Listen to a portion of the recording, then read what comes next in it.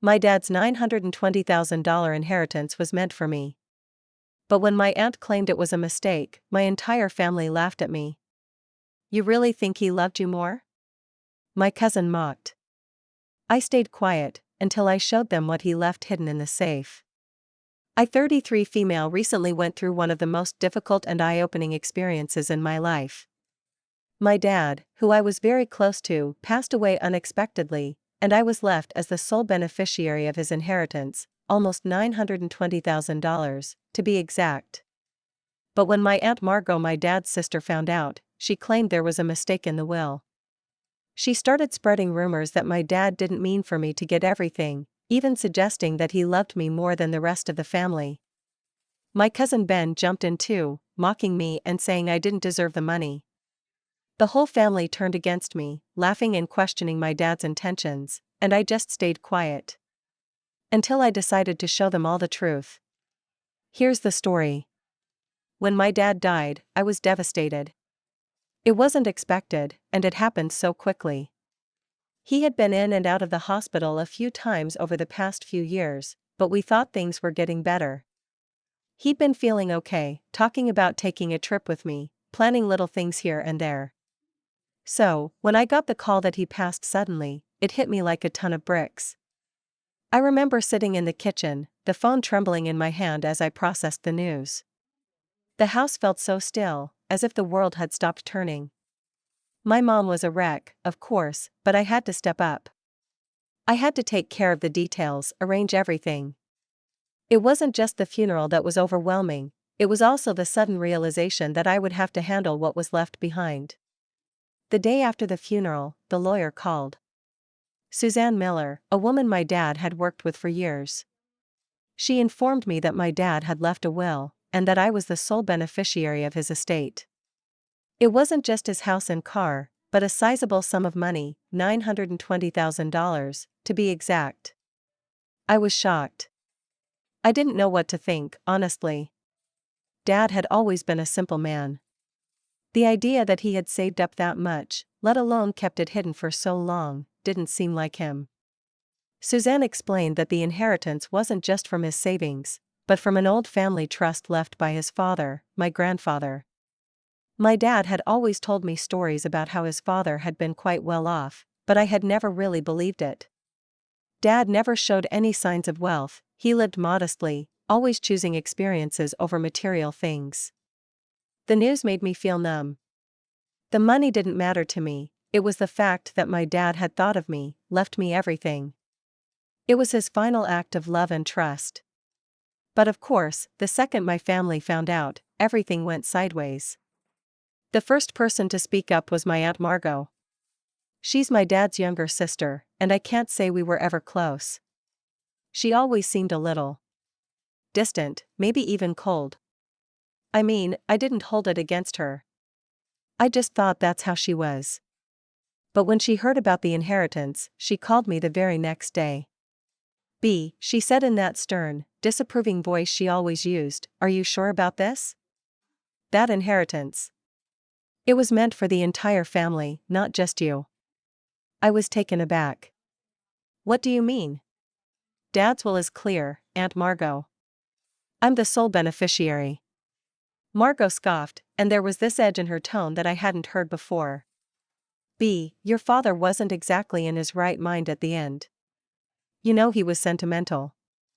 Maybe he made a mistake. You really think he would have left you everything?" I had no idea what to say to that. My dad wasn't the type to make mistakes with something as important as a will. He had always been meticulous about everything, and this just didn't feel right. I could tell Margot wasn't going to let this go. A few days later, my cousin Ben, who's in his late 20s and has always been a bit of a show-off, brought it up at a family gathering. We were all sitting around the living room, trying to keep things normal, but the tension in the air was palpable. "So, B," he said, grinning that smug grin he always wore when he was trying to stir things up, "you really think Dad loved you more than the rest of us? He left you all that money? What, because you're his only daughter?" I felt the heat rise in my face. Ben had always been kind of a brat, but this felt different. It felt personal.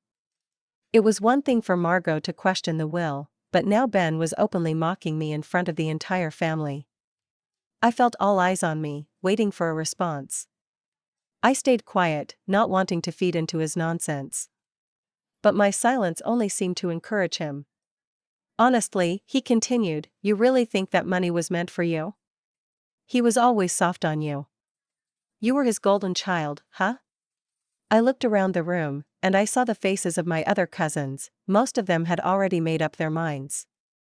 They were looking at me like I was the problem, the one who didn't deserve anything. I could feel it, the judgment in their eyes. I had always been the quiet one in the family. I never made a big deal out of things. My dad and I had shared a connection that no one else had, but I never flaunted it. I didn't need to. But now, with them all questioning me, something shifted inside me. My blood was boiling. I knew this wasn't right, that my father had done this out of love, not favoritism. But still, I said nothing. I just stayed silent, hoping the storm would pass. The next few days felt like a blur. The conversations kept happening behind my back, whispers, accusations. People came up to me with the same questions, the same doubts. Everyone seemed to think I didn't deserve this inheritance, that somehow, it was a mistake, or that my dad hadn't loved them as much as he loved me. The whole situation was making me feel like I was going crazy. I wasn't prepared for this kind of attack. And then, one evening, Aunt Margot took it a step further. She called me directly, demanding that I speak with Suzanne, the lawyer. She said firmly, I've spoken to Suzanne again, and we both believe that there's been some kind of error in the will. You should really reconsider accepting all of it. It wasn't meant to be this way. I could feel my blood pressure rising. It wasn't just Margot now, it was everyone, even my mother, subtly questioning me. I was being cornered, made to feel guilty for something that was out of my control. It was the last straw. A few days later, I went to the one place that I knew would hold the truth. My dad's study was a room I had barely ever been in as a child. He kept it locked, filled with old books, journals, and important documents. After he passed, it was the first place I went to gather his belongings. I knew there were things in there that mattered, things that might give me a clearer picture of who my dad was, what he thought, and, maybe, why he had left me the inheritance. I stood in front of his old safe, feeling the weight of the situation pressing down on me. I knew what I was about to do wasn't just about proving a point, it was about honoring my dad's memory, his love, and his trust in me. The combination to the safe was something I'd always known. He had given it to me years ago, back when I was a teenager, just in case something ever happened to him. With trembling hands, I turned the dial and opened the safe. Inside, there were papers, letters, and a few things I'd never seen before. But what caught my eye was a small, neatly folded envelope. It was addressed to me in my dad's handwriting. I pulled it out slowly, my heart racing. And as I opened it, I saw my father's final words. I stared at the letter, my heart pounding in my chest as I carefully unfolded the paper. The handwriting was unmistakable, my dad's familiar scrawl. It took a moment for my eyes to focus on the words, and as I read, I felt this overwhelming wave of emotion crash over me. My father's words were simple but heavy, and I could almost hear his voice in my head as I read them aloud to myself. My dearest B, if you're reading this, it means I'm no longer with you. I want you to know, without a shadow of a doubt, that the inheritance I've left you was no mistake. This money, this house, and everything else I've worked for, it's all for you. Not because I loved you more than anyone else, but because you are my daughter, and you always have been my heart. I know there may be confusion or resentment from others in the family. I'm sorry for that. But you must understand, this decision wasn't made out of favoritism. It was made because you have always been my closest ally. I know you will handle it with grace, and I want you to remember that it was never about the money. It was about trust. You may face challenges from the family, but I believe in you.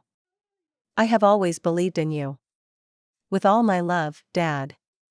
I sat there for a long time, the words echoing in my head, each sentence weighing heavily on my heart. The anger I had felt earlier, towards Margot, Ben, and the rest of my family, was starting to fade. This letter. It was a confirmation. It wasn't just some sentimental gesture, this was my father's final message to me, his daughter, and it gave me the clarity I needed.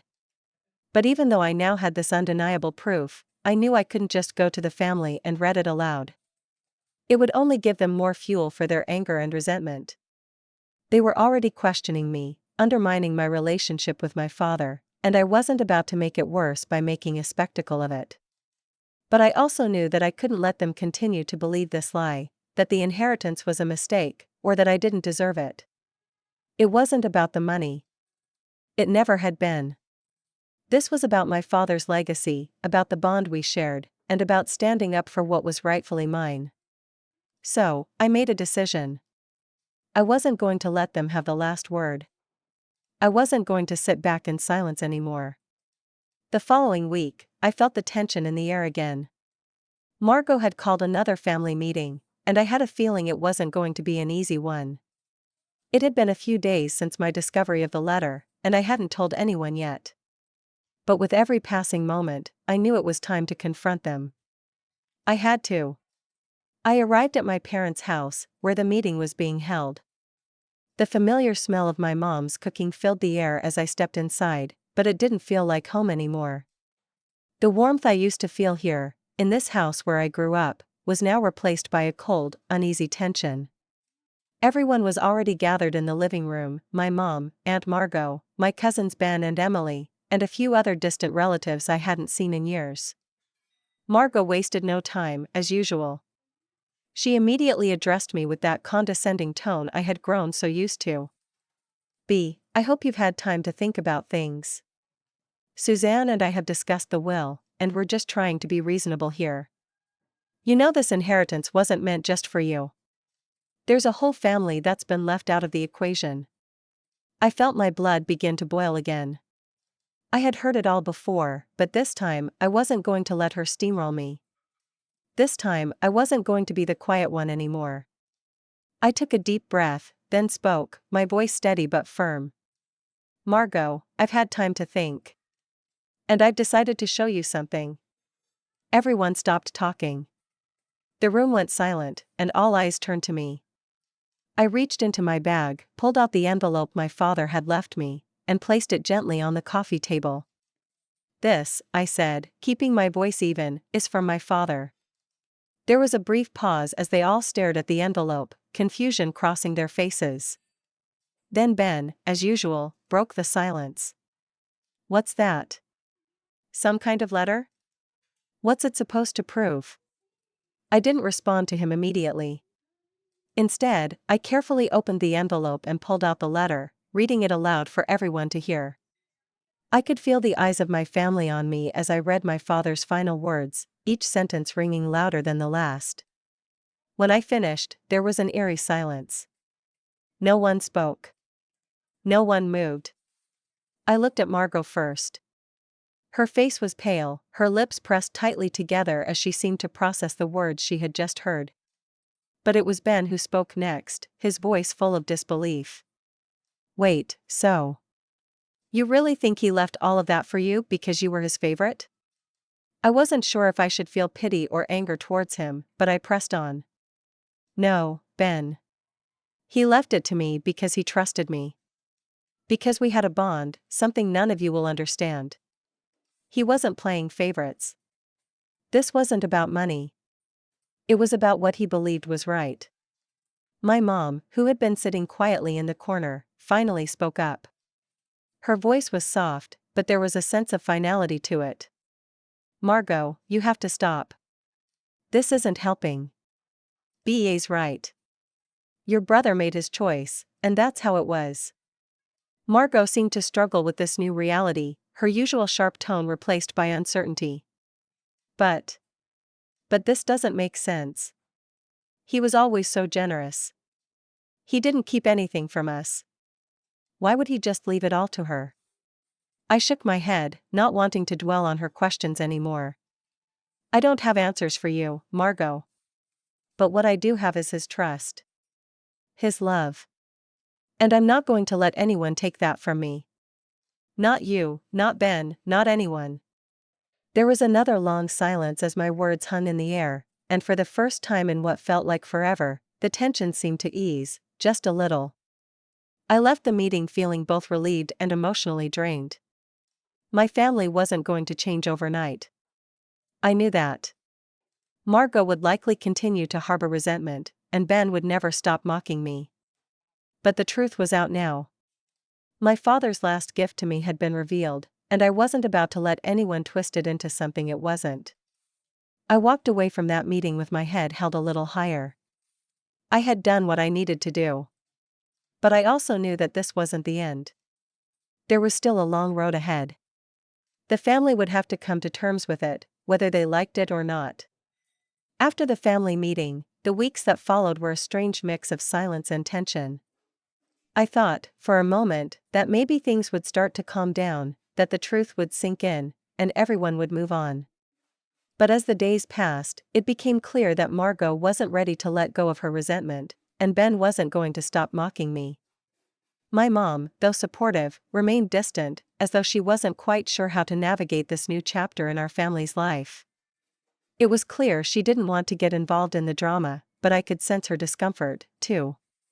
The tension in the air when we spoke was palpable. And when I ran into family members at gatherings or bumped into them in town, there were always sidelong glances, whispered comments, and people who seemed to avoid eye contact with me altogether.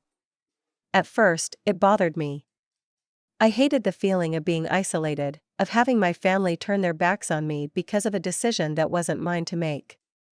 But then I realized something important: I didn't need their approval. I had my father's approval, his trust, and his love. And that was enough. One evening, a few months after the reading of the letter, Margot called me. I could tell from the tone of her voice that something had shifted. She had softened a bit. "B, can we talk?" I wasn't sure what to expect. Was she going to try to guilt-trip me again? Or was she finally going to admit she was wrong? I had no idea, but I agreed to meet her. When I arrived at my parents' house that evening, the door was already open. I stepped inside to find Margot sitting at the kitchen table, holding a cup of tea. She looked tired, more worn than I'd ever seen her. "I owe you an apology," she said before I even sat down.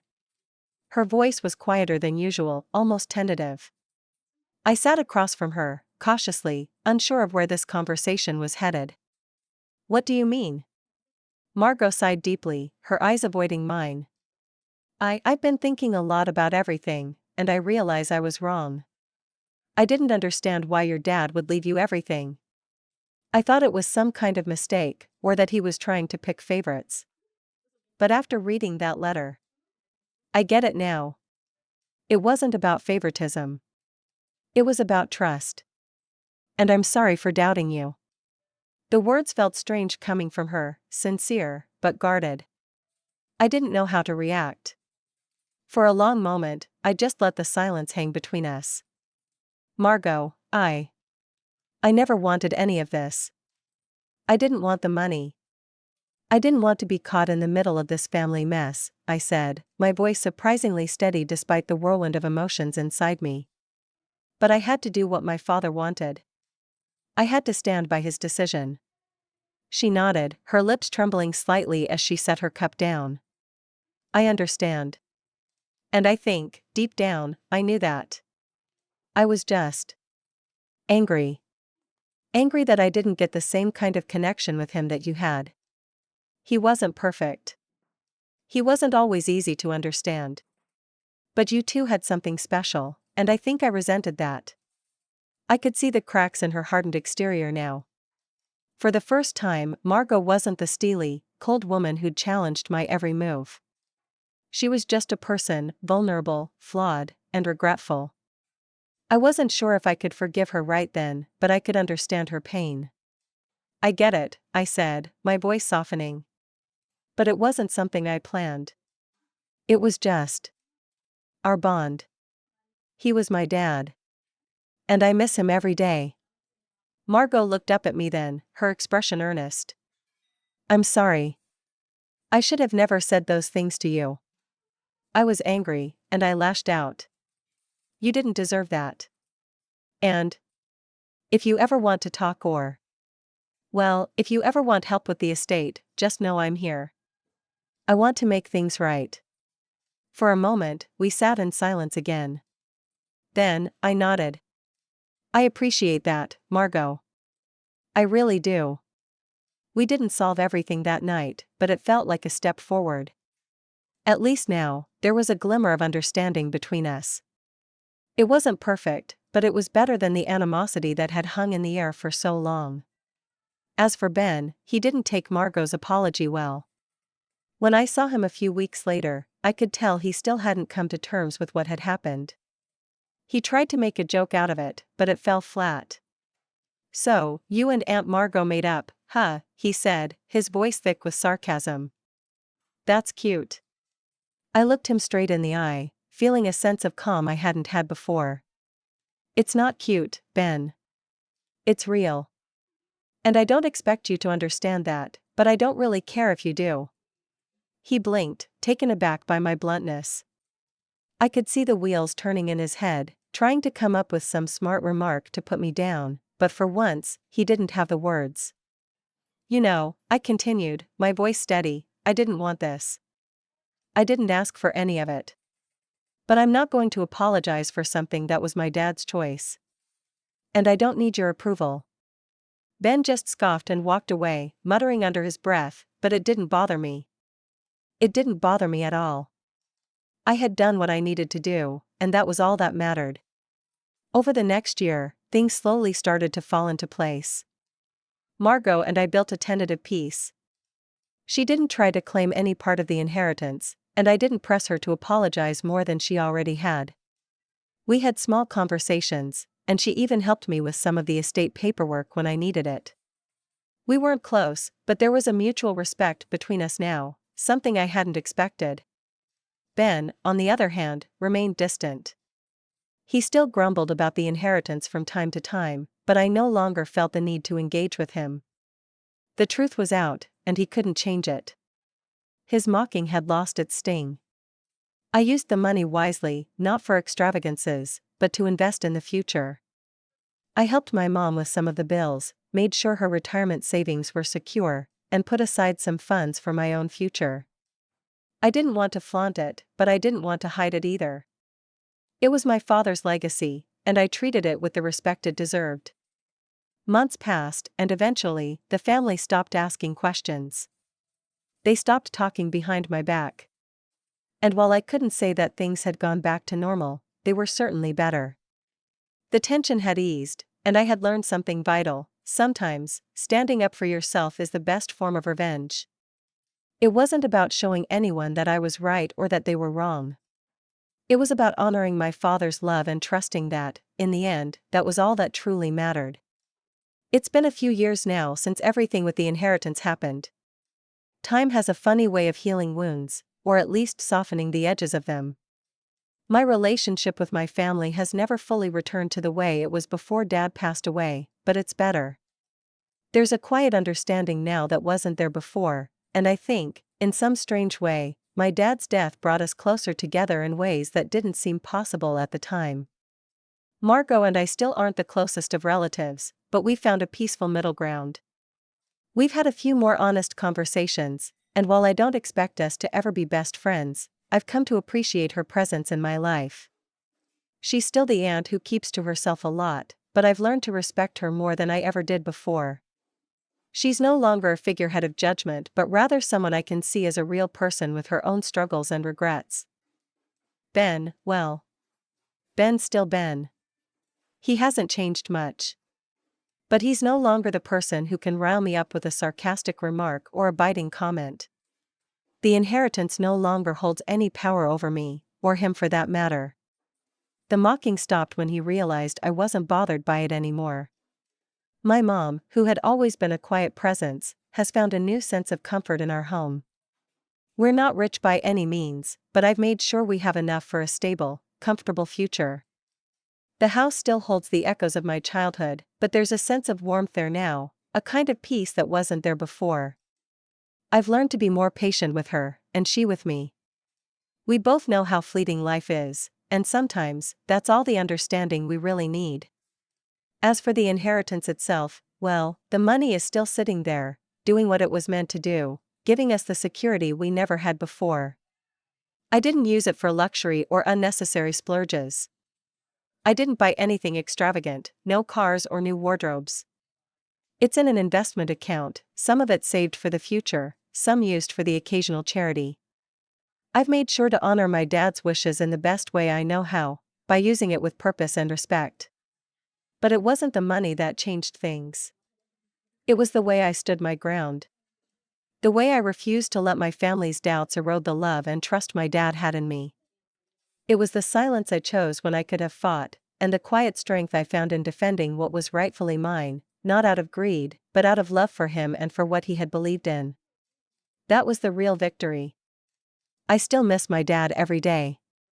I miss his quiet wisdom, his dry sense of humor, the way he would sit beside me on the porch, watching the world go by and saying nothing at all. He was the one person who truly understood me, who never judged, who just loved me for who I was. Losing him left a hole in my heart that will never quite be filled. But in a strange way, I found a kind of peace now. The past is behind me, the drama with my family is settled, and I've learned something important: you don't need everyone's approval to be at peace with yourself. You don't need their validation to honor the love that was given to you. As I sit here, in the quiet of my home, I realize that the inheritance wasn't just a financial gift. It was a gift of clarity, a reminder that family is complicated, but love, true love, is always about doing what's right, even when it's hard. My dad gave me that gift, and I'll carry it with me for the rest of my life. And, in the end, that was the only revenge I ever really needed.